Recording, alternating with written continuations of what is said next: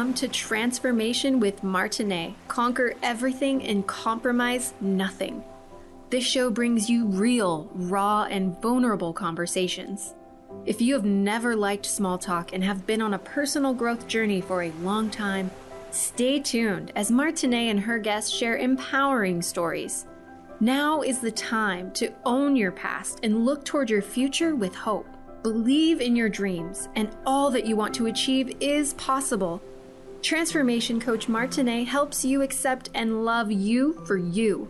It's time to listen to your heart and tap into your unlimited potential.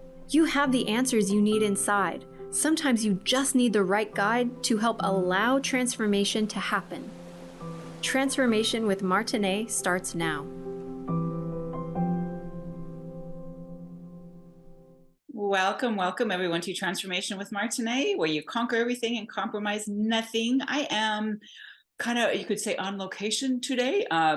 My husband is in Missouri, so I decided to visit him. It's been over a month that we saw each other, so it's nice to be here, and it's also like, as you know, when I introduce my guest, I know she's going to know exactly what I'm talking about, because in personal development, you know, we got to put ourselves in these really uncomfortable places. And right now I'm uncomfortable. I don't have my lighthouse backdrop. I don't have everything set up. I don't have my microphone. I don't have things that I am used to for this. So I'm a little nervous that we might just blip out or something's going to happen. But the universe has us. God has us. We are good. And I know that today with my guest, we're going to bring you an awesome show.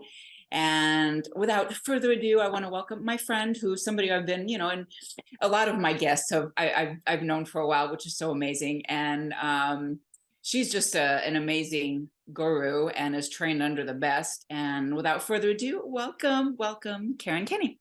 Hey, thank you so much. The first thing I have to say is I never use that word guru. I always say I am nobody's guru. Your own guru exists within you.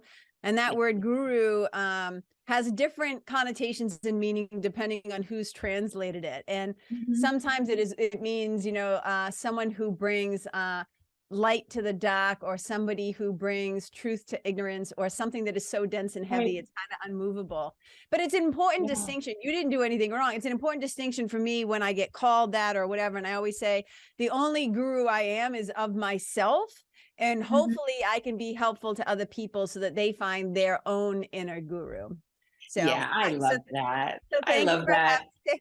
Thank you for, because I think, you know, a lot of times in the way, you know, certain organized religions or spiritual structures or whatever get set up, is that in a lot of ways it creates unhealthy codependent relationships, and it disempowers the people who are actually like looking for support or guidance or help. And I always say, you know, when you hire a coach or a mentor or anybody who's helping you with transformation, like, you know, we're pointing to particular things. And what we're usually pointing to is back to your own inner teacher. And I always say, don't fall in love with the pointer, fall in love with what we're pointing to. You know what I mean?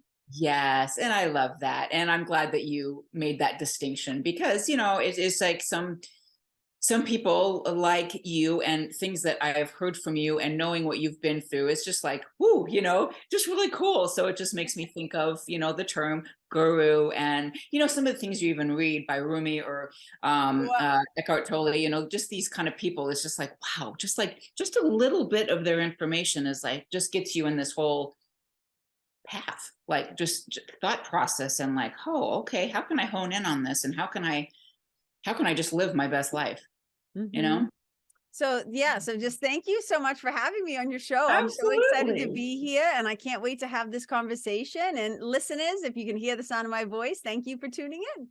Yes, absolutely. And doesn't she have like a wonderful accent? It's just kind of, you know, it's just, I am a, as Jacob knows, and, you know, a lot of my producer here and a lot of people know, I love accents. It doesn't matter how they are, where they come from, male, female, it doesn't matter. I just love it.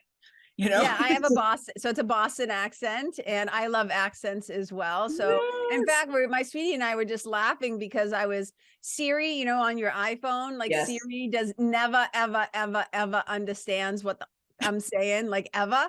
And so he went out for a run, and I said to him, I'm laying on the floor at the gym doing lying leg raises, right? Abdominal, lying leg raises. So I say to him, how was your run? I'm just finishing up my lying leg raises. And all of a sudden Siri sends to him, lying like raisins. I was like, what? I'm not lying like raisins, Siri, because she can never understand my accent. It's just funny that you say that.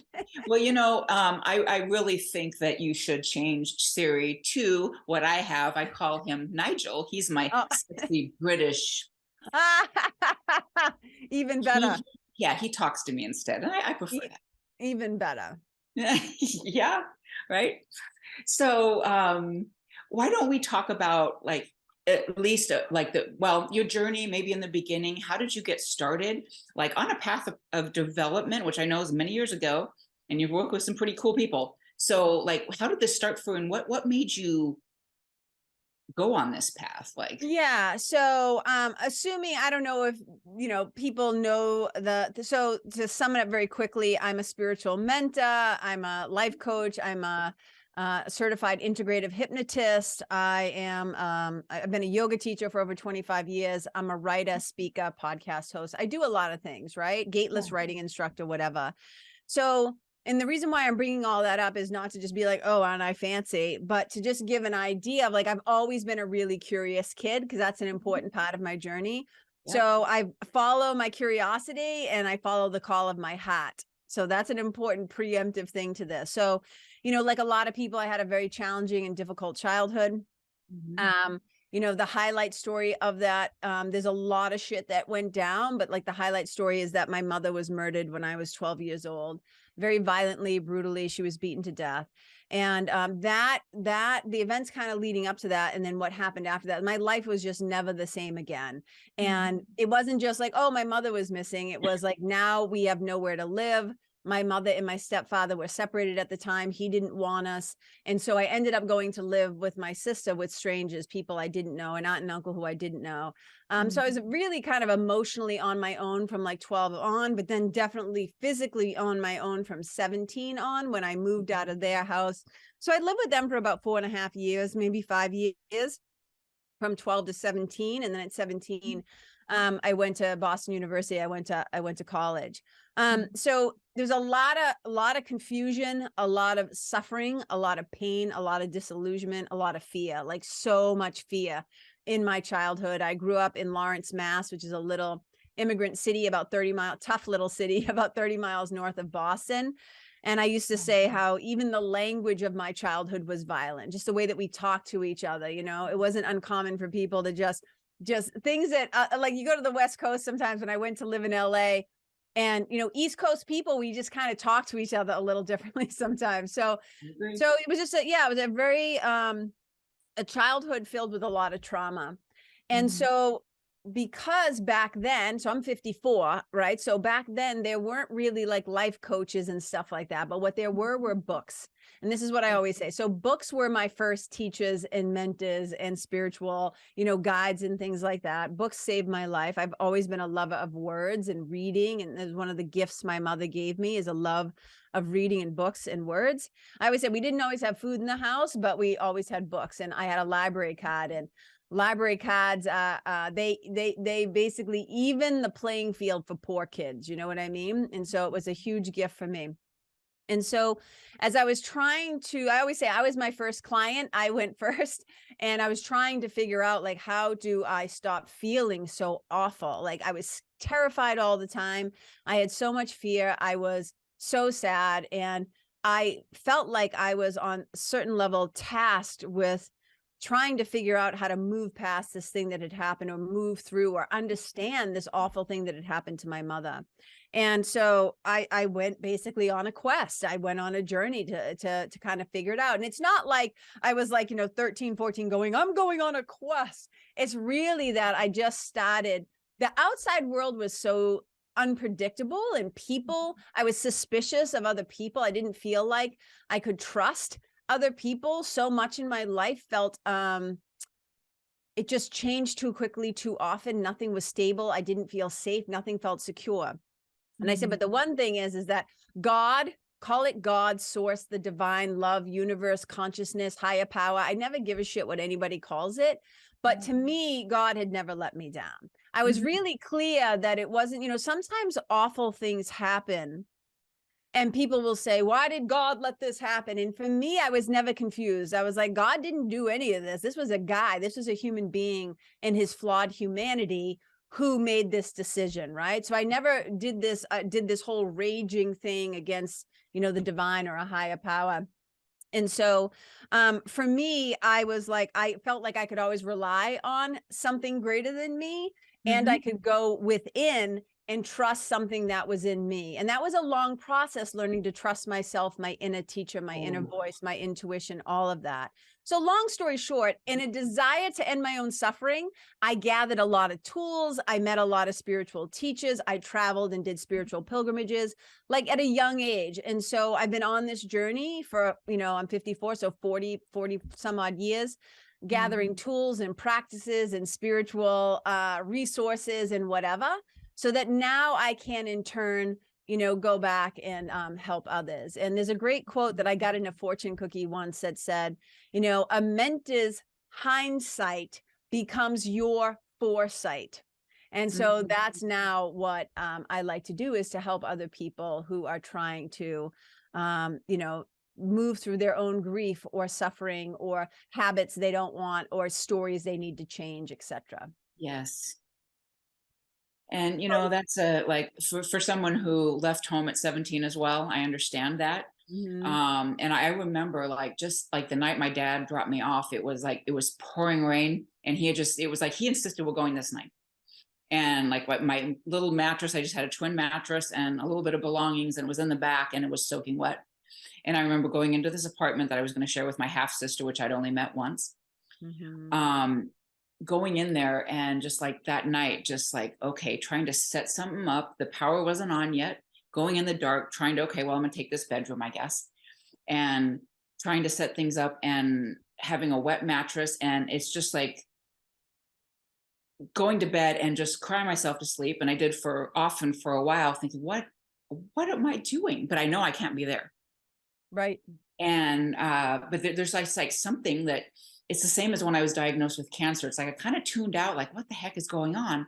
But then the same kind of power at diagnosed with cancer at, what was I? 40 something. And then same with at 17, just like this inner warrior coming, like, okay, I got to rely on me, and I got to do something. And that seems to be like the same with you. It's like you had to turn to something, and books was something for you. It was the exact same for me. Metaphysical bookstores were my passion. I'd spend hours in there. Yeah, me too, for sure. All kinds of bookstores. Like, just put me around the books, and my nervous system would just kind of like downregulate in a really good way. Yes, yes, yes. So you started with books. We're going to take a break in a moment. You started with books. Was there for me, I was like, I remember, and I can't remember what age I was. This book's been out a long time, but I'm seeing it resurface now. Women Who Run with the Wolves was one of my favorites. Clarissa Pinkola Estes. It was a book, one of my life-changing books as well. Yeah. Incredible. But I'll tell you, when we come back from break, I'll tell you how yes, the book story that led me to one of my main mentors and spiritual godmothers. Wonderful. Okay. Thank you so much for tuning in, everyone. And Karen and I will be right back. Thank you.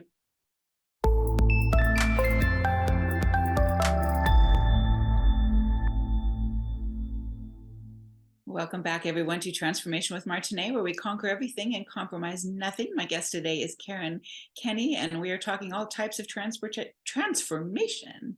And we are going to get into owning your magic very soon here. But we left off talking about books that that really kind of led us on a journey. Both of us leaving home at 17 and just being on a quest to find a better way to live, to take care of the pain inside. So, Karen, what were some of the books that really touched your heart and then led you to one of your main mentors? Yeah. So interestingly enough, people always laugh when I say this. So I talk about having a spiritual team, and I always say, oh, spiritual team on the job. Right.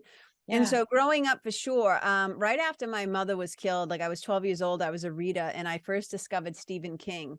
And people often laugh at that because I say Stephen King is on my spiritual team. And I ended up meeting him when I was like 18 years old, which is a story for another day. but his books literally like saved me at that age, and I have such a warm spot in my heart for him. And people always think of him as like the king of horror, but there's actually a lot of humanity in his books, and it really helped me. So that was like, I just have to do that little plug for that. But it's probably one of the greatest books. Like also in college, I read a book called Women Who Love Too Much. And I'll never forget being horrified and identifying myself on those pages. But that one threw me for a loop. So that was a really big one at that age when I was like probably 18, 19 years old. But what really kind of turned the ship for me is when I was living in Los Angeles. I was there at the height of, like, we're talking like 91 to like 98. 99 that time, and that was like the boom, and it was like Oprah and Marianne Williamson and Tony Robbins and Iyanla Van Zandt and Wayne Dyer and Deepak Chopra, like everybody, Louise Hay, like everybody was like in that area, right?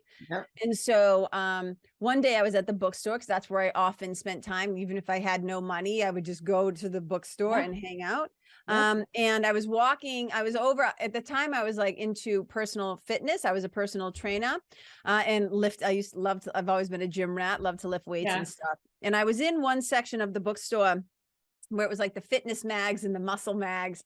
And all of a sudden I literally hear a voice in my head say, and it was not my voice, say, you should go to the self-help section because you could use some help. Wow. And I was like, whatever. So I just started over to back then, the self-help section. I was the only one in the aisle. And as I was walking down the aisle, literally a book just fell off a shelf and like landed at my feet. And divine intervention or whatever. And so I looked down, and looking up from me, you know, up at me from the floor was a picture of a woman, and she kind of like had her head, her chin resting on her hand. And it said on the front, "A return to love. Reflections on the principles of, you know, the Course in Miracles." And I was like, who's this broad? I was like, who's this lady, right? But I pick it up and I read the cover and I say, well, I could use a miracle. And I was like, okay.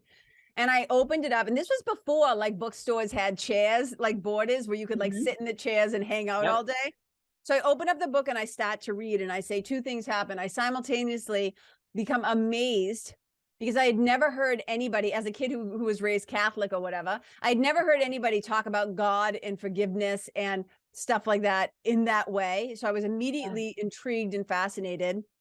And then I was also immediately pissed off, because it was the first time somebody had ever said, well, you have a choice and you get to be responsible for your own happiness and your own suffering. And so I had these two like push-pull things, but I was so fascinated and curious and pulled in that I literally, I'll just never forget, I crossed my legs and I just sat on the floor and I just poured through that book. And I always say a return to love is the gateway drug to A Course in Miracles. And that's when I got introduced to A Course in Miracles, which is a huge, you know, 1,200 page book.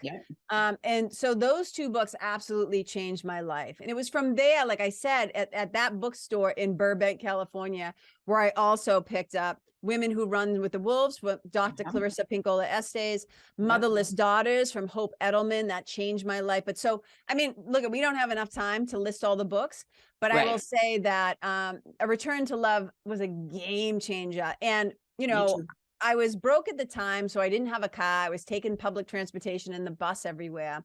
But one of the first things I did when I got a vehicle is that Marianne Williamson used to do weekly lectures on A Course in Miracles at the Wilbur Theater in LA. So I started going to those lectures. And then she had a workshop, like a day-long workshop at the Agape Church. Well, Dr. Reverend Michael Beckwith, that's his church, Agape. And so I went there and I got to meet him and do all that. And then I asked a question. I stood up and asked a question at at that event, and she was doing a whole thing on relationships. And I got up to the mic. I thought I had my question. But when I opened my mouth, something else came out. And I was asking her, I said, I don't understand this whole forgiveness thing. And then she asked me, do you have something to forgive? And I said, yeah, you know, my mother was murdered, and she started coming to me in my dreams and saying, I've forgiven him. Now it's your turn. And I don't know how to fucking do that. And so she brought me up on stage. We had this unbelievable experience that was life-changing. And everybody in the audience was like bawling.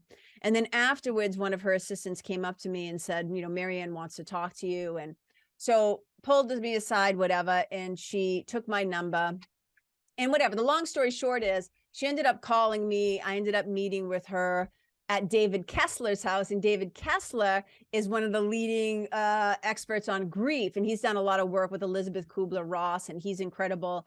So through that, I ended up, you know, doing all these things, going on spiritual pilgrimages to like Egypt and England and Ireland, to Merlin's Cave and Glastonbury Tour and the Great Pyramids of Giza. And so again, so I'm in my 20s traveling around the world doing this work to heal myself, and again, gathering resources and tools and all this stuff that went on to become, which led me to becoming a yoga teacher, which led me to becoming a spiritual mentor, et cetera, et cetera. So I was just following my own curiosity and my own path, again, in a desire to end my own suffering. But along the way, I put a lot of stuff in what I call the spiritual toolkit. And now I share those tools, whether it's integrative hypnosis, spiritual mentoring, coaching the conscious and unconscious mind, hypnosis, whatever the thing is, to help others to now get out of their own way, to tell better stories in their own favor, and to, you know, reprogram their subconscious mind and to tell better stories about themselves. So it has been my, you know, and this is the whole point of the Own Your Magic. People are like, what do you mean by that? I said, well, in owning, what I mean by Own Your Magic, first of all, it's the name of a retreat that I'm doing in April, but it's also a way of looking at ourselves. I say you have to be willing to own both your brilliance and your bullshit. You have to be willing to own both your brilliance and your bullshit. And so many of us think that we are flawed, that we're fucked up, that we need to be fixed, that we're broken. And I don't believe that to be true. I know that we often have things that happen in our life that are incredibly difficult, that knock us on our ass, take us out at the knees. Like we just feel like, I don't know if I can bear the weight of this thing, because some horrible and wicked hard things, right? Wicked hard shit happens to people all the time here in the human experience. And so for me, it's this idea that we think like all these awful things that are happened to us, like we're just like, these are bad or whatever. And I said, no, a lot of those things, when we know how to use the alchemy, when we know how to alchemize them, those things like Joseph Campbell says, you know, the dark cave, I'm paraphrasing, the dark cave that you fear to enter holds your treasure. So for me, it's about being able to take these things that we think of as shit that needs to be fixed. And I say within them is your strength and your resiliency and your gifts as well. But we got to be willing to own how we've created survival mechanisms because of those traumas that are now no longer serving us as adults. The things we often went through as children. You know, people always say to me, do you work with kids? And I said, technically, no. I work with adults, but I'm really working with little kids in adult bodies. Right. Oh, right. Gosh. I love everything you're saying. And just the whole thing and the brilliance and your bullshit. It's true. It's like, we got to take ownership for these things. Yeah, there's so many things that have happened to you and me and so many people. To everybody who's listening, to everybody who's listening, something has happened, right? That has made them to look at themselves through a less than loving lens. And I would say that part of, though, our strength, our wisdom, our genius lies within the brilliance and the bullshit. And when we willing to understand, and we can talk more about this after the break, but when we can alchemize those things, and I have a little example so people can understand a little bit better what I'm talking about. When we alchemize those things, we understand that it is both our flawed humanity, right? Our clumsiness, the things that we've done, the things we wish we didn't do, things we wish we didn't say, those experiences that were heavy, and our lightness, our divinity, our brilliance. That combination is your magic. Yes. I agree 100%. It really wasn't until I decided to accept my bullshit and story and start changing my story here. Like, hey, this is actually for me. It's been for me all along. Yes, it was hard, but it's been for me all along. I couldn't be where I am at all Sure. today. You If wouldn't I be who hadn't. you are. You wouldn't be who Right. you are without those Mhm. things. And that's the Yep. path of, the process I use that I call your story to your glory. Yes. It's being able to look at those things and saying, what in this is actually useful and valuable? What have I learned from this Hmm. that I can then use for myself or to possibly, depending on the line of work that you're in, help others? Absolutely. 100%. So before we take a break, where can people find you, Karen? KarenKenney.com, KENNEY.com. Yeah. And isn't it Instagram? You have live next to it or something too, right? I didn't know how much time we had. Yeah, on Instagram, it's at Karen, it's Karen Kenney Live, LIVE. Same thing on Facebook and the other places. And my podcast is The Karen Kenney Show. Awesome. We'll be right back, everyone. Thank you so much for tuning in. This is a great show. Be back in a few.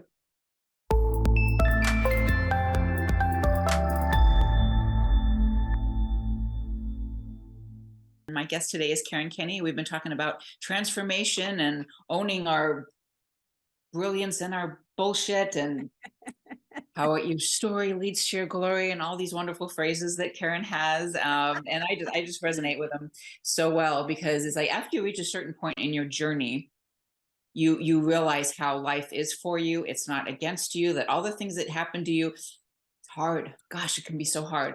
And at the same time, if you take that time to break down the lessons and realize, geez, I learned so much, and other things will happen in your life, and you go back like, oh, I can handle this because of what I went through here, and all the evidence I have that I can get through this because what I went through here. It's amazing, I think, to just go back over and just realize how courageous and brave and resilient we as humans are.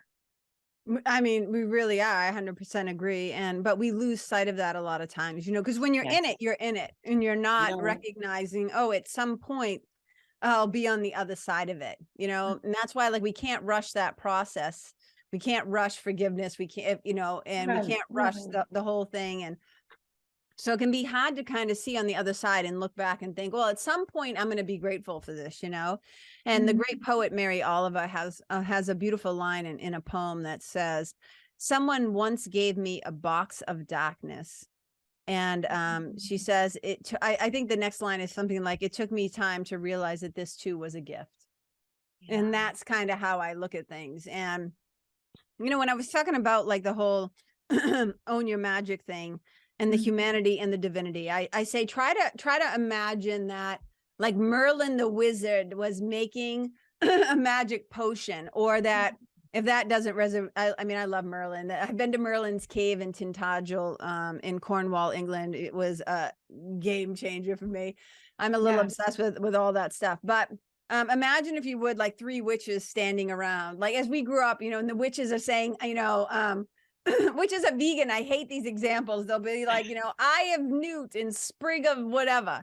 So I would say, Yeah. like, if there are witches around a cauldron and they were making a magic potion of me, right, Karen, KK, I'm Mhm. like, well, what would be in there? And I'd be like, okay, Boston accent, grew up in Lawrence, went to Yeah. BU, dead murdered mother, was inappropriately touched as a child, like all the things, right? The pain, the suffering, everything would go into the Yep. pot to make the magic of me. So we don't want to cast out, I know we might not want to revisit awful things. I'm not saying they feel good.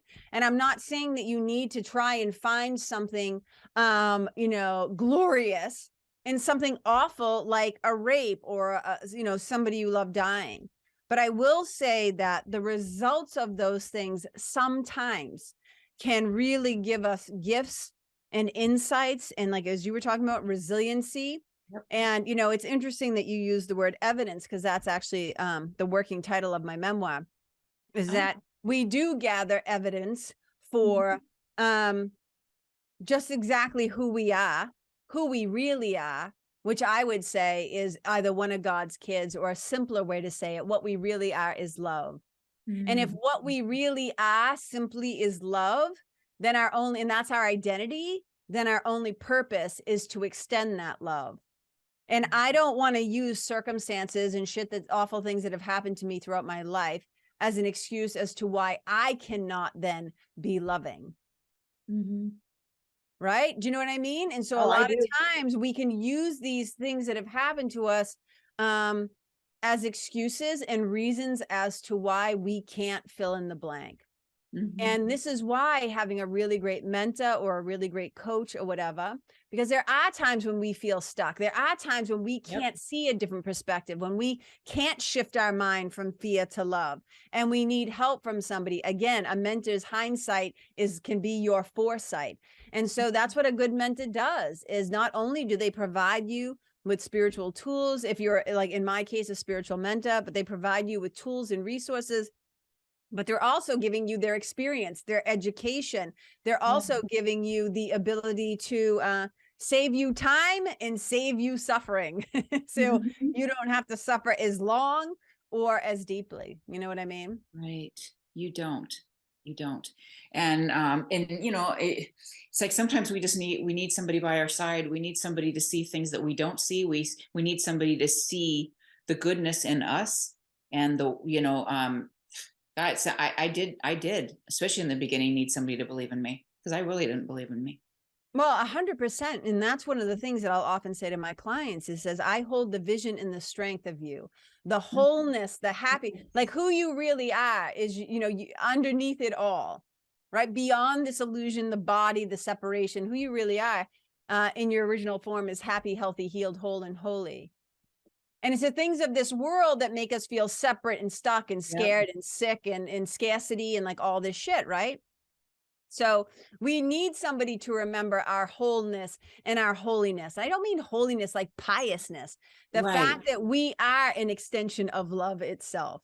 We Mhm. need somebody to remind us of that. And two things that I think are really important. There's two different ways of saying it.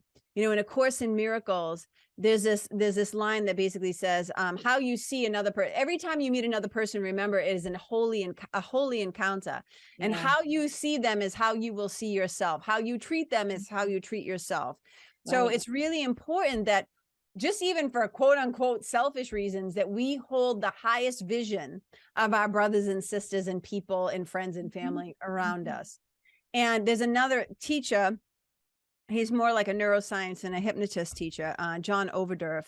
And the way that he kind of takes that and says it in his own way, and he's not related to A Course in Miracles, but so often, because I've been a student of A Course in Miracles for like 34, I don't know, a wicked long time, over 30 Yeah. years, is that everything kind of goes through that lens sometimes where I'm like, ooh, that sounds just like this. But John Overdurf says basically, a person, I'm paraphrasing, a person can only be as good, right? And that could mean as well as healed or whatever in your presence as they are in your mind.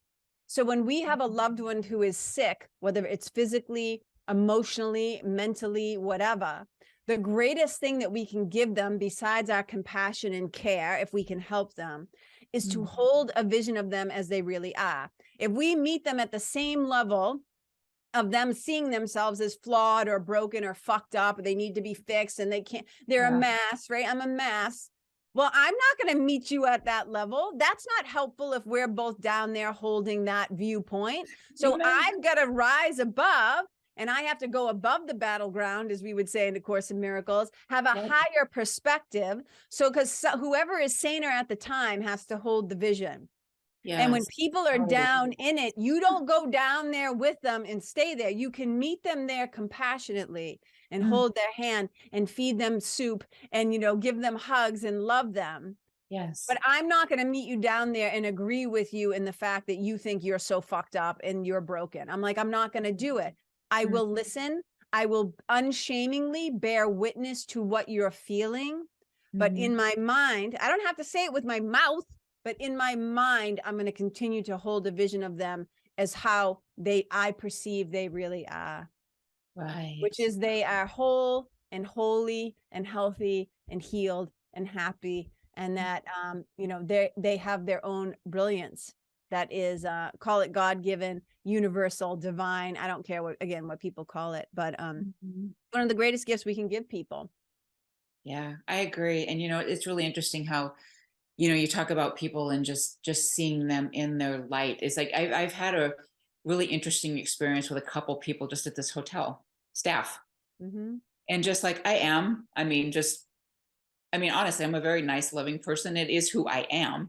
So I do treat people very nice. And I've just been, I don't know, drawn to a couple of people, and we've had these conversations, and it's like they are one of the staff members, like he went and got a few things for me, and he came back with this brownie, and he's like, I just wanted you to have this. Just like this sweet, like he just wants to be nice to me because of how I've been for him. And it's like when you are in love, more love just comes.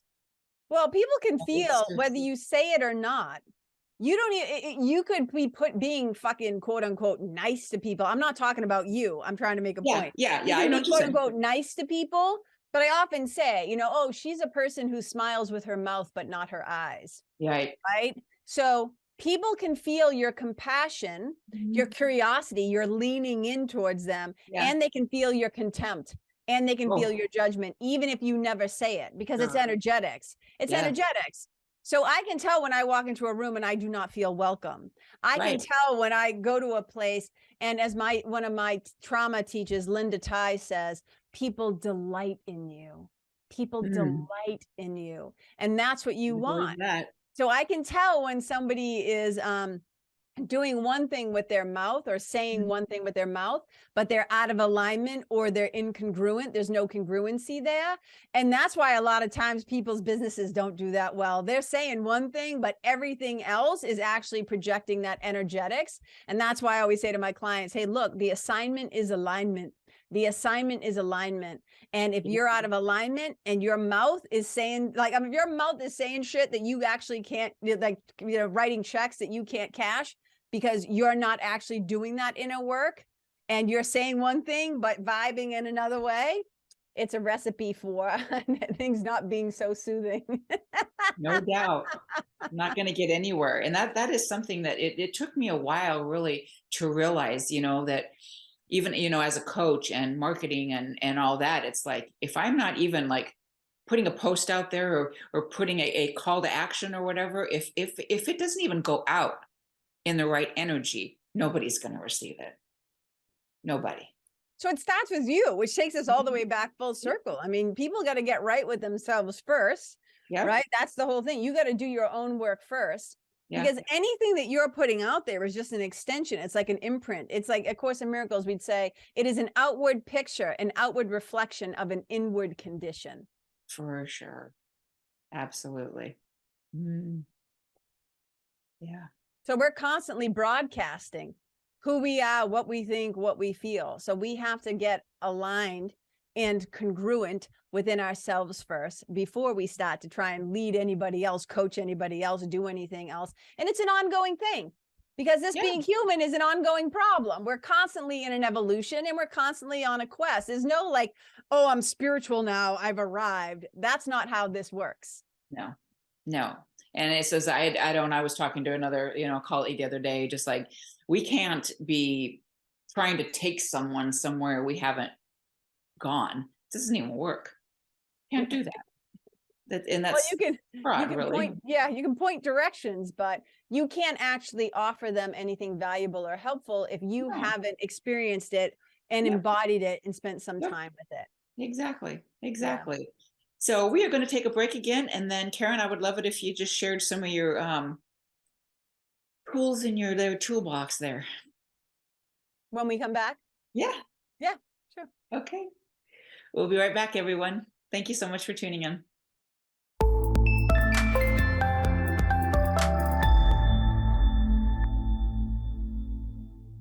Welcome back, everyone, to Transformation with Martine, where we conquer everything and compromise nothing. My guest today is Karen Kenney, and we've been talking about all things transformation, a lot of good book recommendations. Make sure you go back and listen if you're just, you're catching the end, or go back and listen to the whole show. There's all kinds of good tips, not just on books, but just so many different things. This is a great show.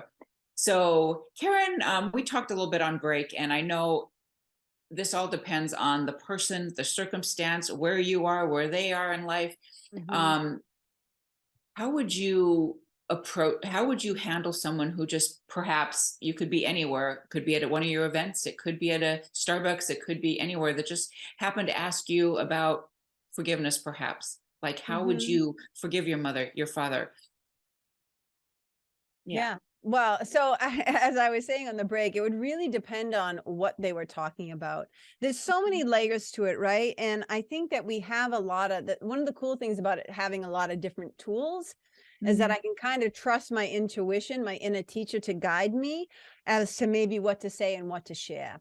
You know, and it depends on what the thing is. You know, here's the thing in the spiritual community. Spiritual people love to tell you, and even in A Course in Miracles would tell you that that forgiveness is the key to happiness.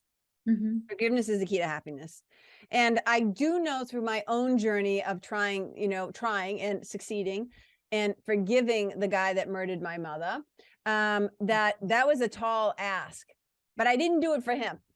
I didn't do it for his soul. I did it for me. I did it for me because I was creating a prison of my own making. And if I was going to put him in prison, right, for being a coward and a violent, you know, bastard or whatever I wanted to call him at the time, I'm like, the thing about putting somebody in a prison in your mind is that you then have to be the jailer, you have to be the guard, and you have to be the warden. And at the end of the day, the prisoners don't go home.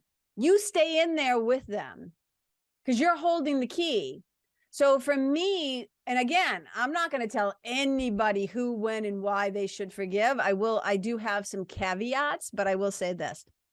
I didn't want to be in prison with that murderer anymore. I wanted to let myself out. So I had to take my own steps to do it.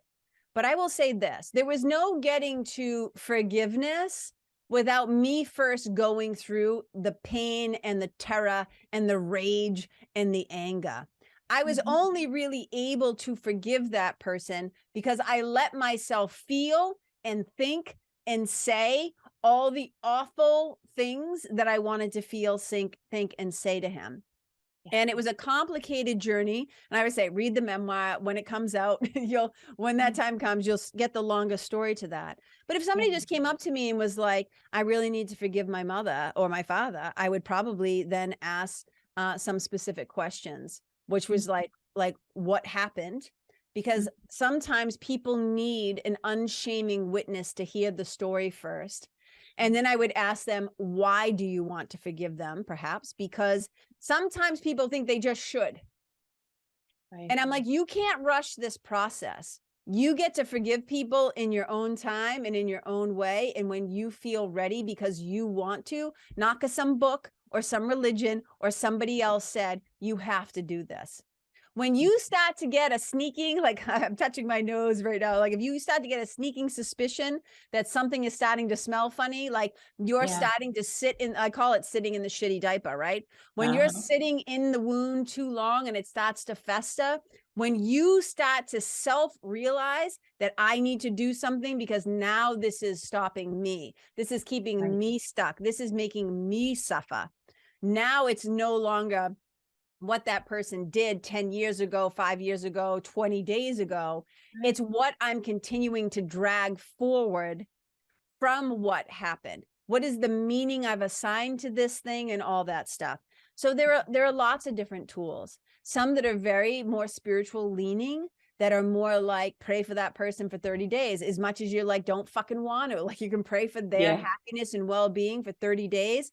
And either your mind will change or they'll change or you won't care anymore. Right. I mean, there's 1,000 different ways. And again, it depends on who I'm talking to, what tools, what like subconscious programming tools. Maybe we'll do some tapping. Maybe we'll do some bilateral stimulation. Maybe we'll do some things to literally shift your mind out of that place to stop the anxiety of that memory or whatever. So there's no one prescription. I think the first step is getting clear on, I'm starting to feel like I need to do this and I want to do this. And I don't know if I'm ready to do it, but I want to be ready. I'm willing to be ready. Right. For your own peace of mind. You know what I'm saying? I do. It's not about the other person, you know, but when you forgive somebody else, you're also forgiving yourself. Where all minds are joined, we're all connected. Just like we were talking about, somebody can feel your contempt, whether you say it or not. They can feel your judgment, whether your big mouth says it out loud or not. So we can feel that linkage. And when we're ready to say, like, it's not about setting them free. It's about setting you free. But when you set yourself free, it's like everybody benefits. Yeah. And I don't want to be weighed down. I remember one time I was doing this thing in California. I did a couple of them, these weekend things where it was all about personal development and leadership or whatever. And they had us doing crazy shit. But one of the things I'll never forget, one of them just came right up to me and said, "Aren't you exhausted?"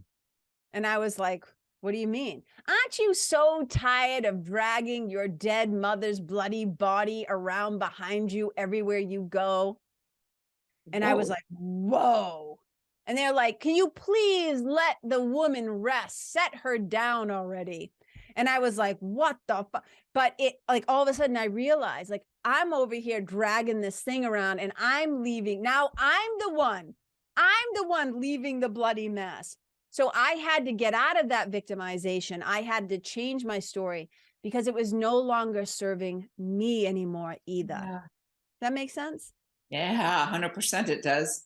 Oh, Yeah. and that's a way to, I've never heard it like that before. And that's what I say to people, like, yeah, I'm sorry, go ahead. Yeah, carrying the weight of trauma, carrying the weight of these, like, I think a lot, what pops in my mind first off is the first man that molested me. He was this big guy with this big belly and these overalls. I hate overalls. I still hate overalls, which I guess I'm carrying them still a little bit if I still hate overalls. I don't know. And if you want it, but here's the thing, I'm not going to say to you, you should get over overalls. Yeah, but if you said to me, "I saw these really cute overalls and I want to be able to wear them," I would say there's tools to help you shift your mind over that reaction to the overalls. Yeah. But I'm not going to say to you, you should forgive that guy and get over the overalls. You know what I'm saying? Yeah, it has to be self-directed, that people want to learn tools and skill sets and practices to be able to self-resource. So we're not waiting for the world to show up the way that we need to feel safe, that we can try to learn how to move through the world with more fun, flow, and freedom because we've learned self-resourcing skills. That's the work I love to do, is to help people learn how to help themselves. For sure. Absolutely. 100%. Yeah. So we just have just a minute or so left. Where can people find you? And also, like, just, I don't know, like, you've got these good phrases already on your brilliance and your bullshit. Like, what do you want to, like, just, I guess in a nutshell, just what do you want to leave somebody with? 1 minute left, and just no pressure. No pressure. No pressure at all. Just fit it all in that little minute. I think the thing is that we feel like we're stuck and we feel like we have to do it all on our own and we feel like we have to figure it all out. And I always say to people, your best thinking is what got you here, where you are right now, wherever you're suffering. So one of the greatest investments you can make, and whether it's getting a library card where you can get something for free, or listening to a podcast, or finding a coach or a mentor, it's like, try to find ways. And I understand about economic disparity and different things, but there are free resources and free tools. So I just want to encourage people to follow their curiosity, empower themselves, ask for help, try to find ways so that you can return to love. So that you can own your magic, so you can transform your story to your glory, because you deserve it. It is your natural birthright, happiness and peace. I love that. I love that. Thank you so much. I appreciate you and your wisdom and on all that you do for this world. Yeah, this has been a really good show. Thank you so much, everyone, for tuning in. And please join us next week at 10 a.m. Pacific, 1 p.m. Eastern, every Friday. Thank you so much. Thank you so much for having me. I appreciate it so much. And thank you for listening if you're listening. Yes, absolutely. Thank you so much. And reach out to me if you have an awesome story you want to share as well. See you next Friday. Bye, everyone. Bye. Bye.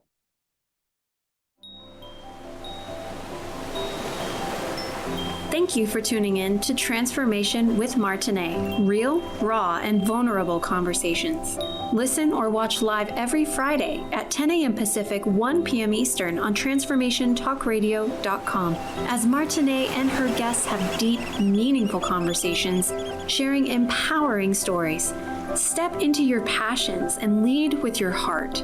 If you are ready to accept and love you for you, visit martineemmons.com and start allowing transformation to happen today.